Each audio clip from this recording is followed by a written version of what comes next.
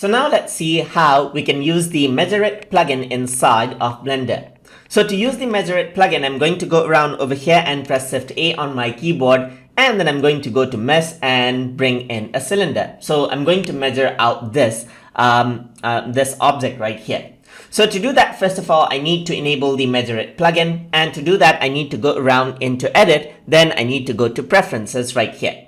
So once I do that, you can see that 3D View Measureit is an option right here, so you can enable this plugin now. So once you do this, what happens is that the Measureit plugin gets enabled, and you can access it over here from the side on the view panel right here. So here you can see that Measureit tools are here. So you can go around and then click on show, and the Measureit will be shown right here. Here you can see that everything is disabled right now. So in order to enable it, you can press tab on your keyboard so that you go on to editing mode. So now what you can do is you can view the X, Y, and Z axis right here, and you can see all of the measurement of individual faces as you can see right here. You can also see the area right here as you can see, and you view the area right here. So all of the measurement option is shown right here. You can go around right here, select individual things over here as well, just like this.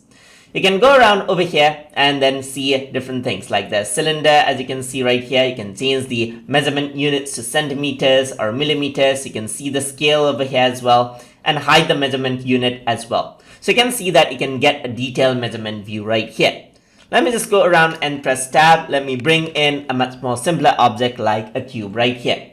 So now I'm going to press tab on my keyboard and then enable out the X, Y, and Z, and I can see all the measurements right there. You can go around over here and change this around into meters as you can see as well. So for things like architecture and so forth, this is very, very useful as you can see. You can also label these things out as you can see. So you can go around and then select out individual vertex right here. And then you can also go around and label them out right here. So you can go around, select out like a particular area right here, and then calculate the area of that particular face as well as you can see. So that is how you can use the Measureit plugin to measure out the object in your scene inside of Blender. So hope you guys learned something as always. And as always, please like, comment, share, and subscribe.